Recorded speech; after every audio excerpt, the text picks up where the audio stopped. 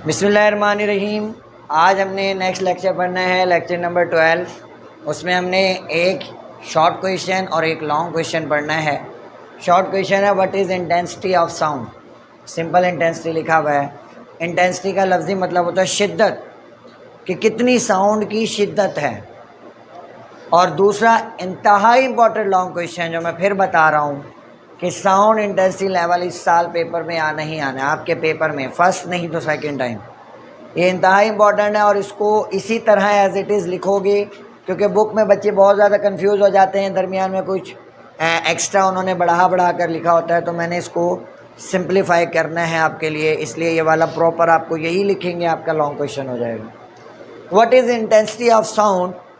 Sound energy passing पर second, एक second में कितनी साउंड एनर्जी जो है वो गुजरती है। कहाँ से गुजरती है?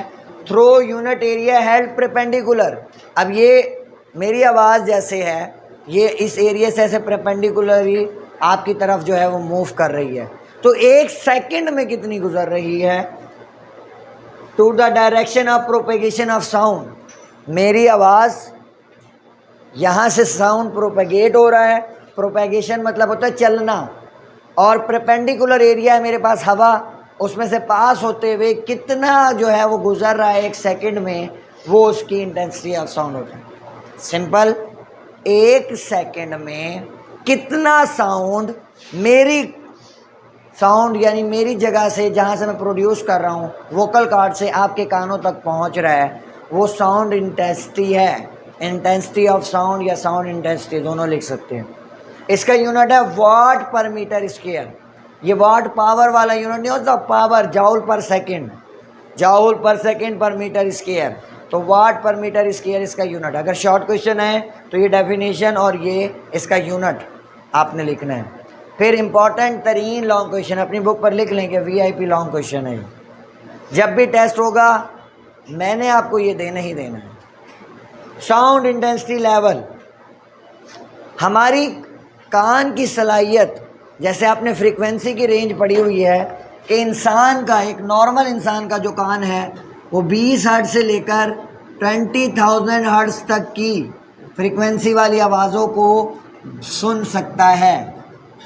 20 से कम वाली उसको सुनाई नहीं देगी, लोअर रेंज है, और 20,000 से ज़्यादा वाली इतनी तेज़ होगी कि आपके कान के पर्दे को फाड़ सकती है।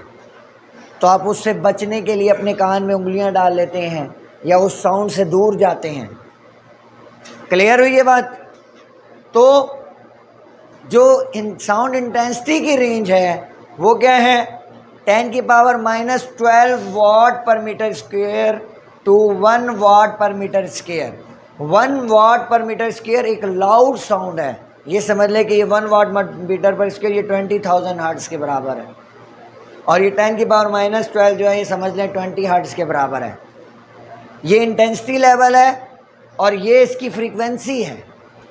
तो 1 वाट पर मीटर स्क्वायर ये ऑब्जेक्टिव है कि ये कौन सा साउंड है, ये लाउडेस्ट साउंड है, फैंटेस्ट साउंड है, मीडियम रेंज साउंड है। तो ये लाउडेस्ट है, यानी हार्डली बेयरेबल साउंड होता है ये।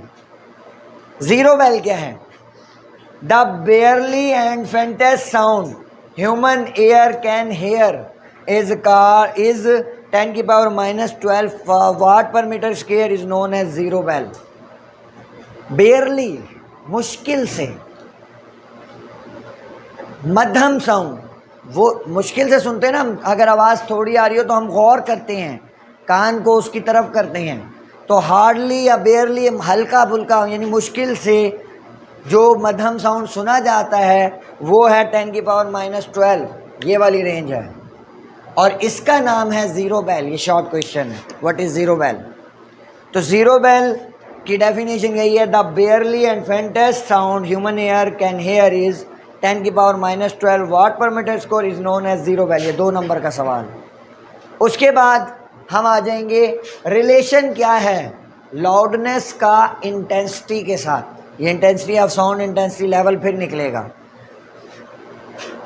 इंटेंसिटी जो, क्योंकि उसकी रेंज बहुत समाल है तो इसलिए हम इसको ऐसे नहीं पढ़ सकते 1 2 3 4 5 6, इसलिए इसको हम लोग 10 की पावर में पढ़ते हैं, जैसे ये पढ़ा है 10 की पावर -12, 10 की पावर -11, 10 की पावर -10, फिर इस तरह से करते करते आखिर पे 1 पर आ जाते हैं, जो कि सबसे ज़्यादा लाउड होती है. So it must be consider in 10 time range. ये 10 टाइम रेंज यही समझा दिया आपको. Loudness is directly proportional to logarithm of intensity.